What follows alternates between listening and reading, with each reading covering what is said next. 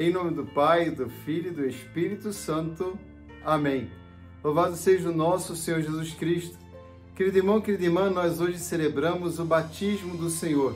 E assim encerramos todo o ciclo do Natal, começando com o Advento, depois o tempo do Natal. Celebramos as festas após o nascimento do Senhor da Sagrada Família. Celebramos também a Epifania do Senhor e hoje o seu batismo. A Sagrada Escritura nos apresenta a profecia que se encontra no livro do profeta Isaías, no capítulo 42.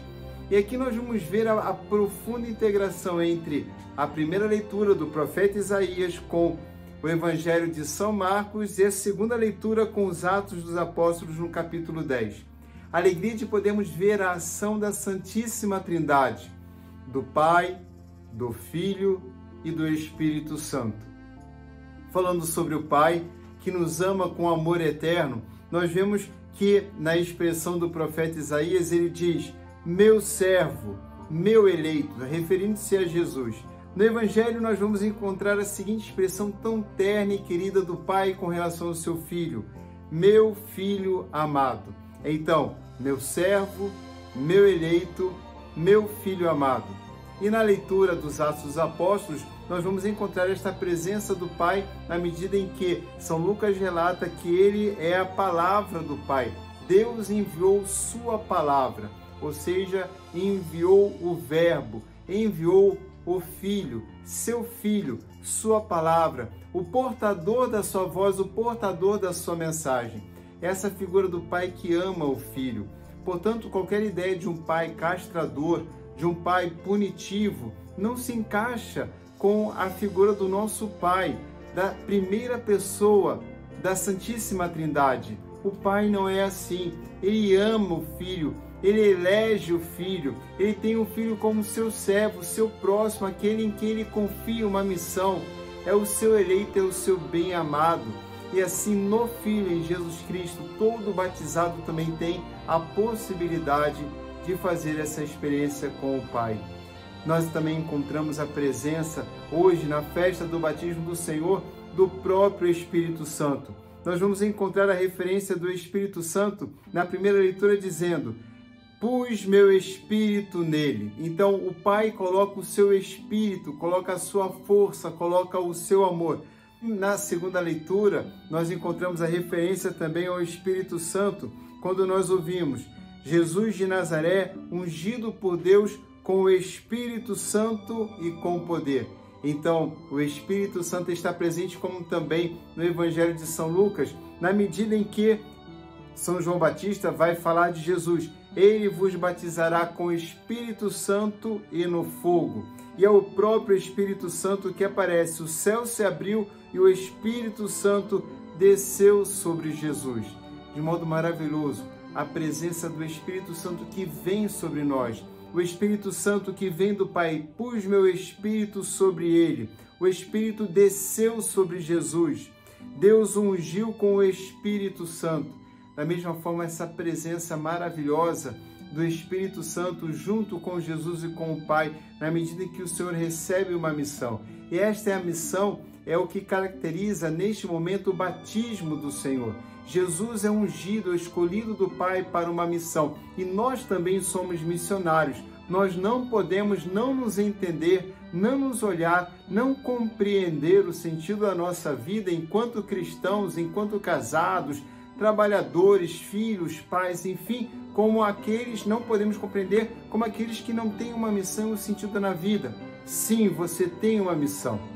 O seu batismo lhe confere uma missão, assim como o Pai conferiu também a sua missão ao Filho, uma missão ao Filho, e o Filho cumpriu essa missão, e cumpriu da melhor forma possível, como também você e eu somos chamados a cumprir nossa missão, e não ao que temer. O batismo de Jesus nos remete ao nosso próprio batismo e à missão que nós recebemos, o Espírito Santo que recebemos, o poder do alto, para poder anunciar a boa nova. É assim que Jesus, a segunda pessoa da Santíssima Trindade, que vem realmente nos mostrar em Jesus como nós podemos viver como filhos. Em Jesus como nós podemos acolher o Espírito Santo, como a Virgem Maria também acolheu e também ela cumpriu a sua missão. Jesus, que é um ungido, Jesus é aquele que de modo especial vai nos falar o profeta Isaías no capítulo 42. Jesus é aquele que veio para abrir os olhos dos cegos, tirar os cativos da prisão, livrar do cárcere os que vivem nas trevas. Isso fica muito claro na medida que nós vemos no livro dos Atos dos Apóstolos dizendo: Jesus andou por toda parte, fazendo bem e curando os que estavam curando a todos que estavam dominados pelo demônio.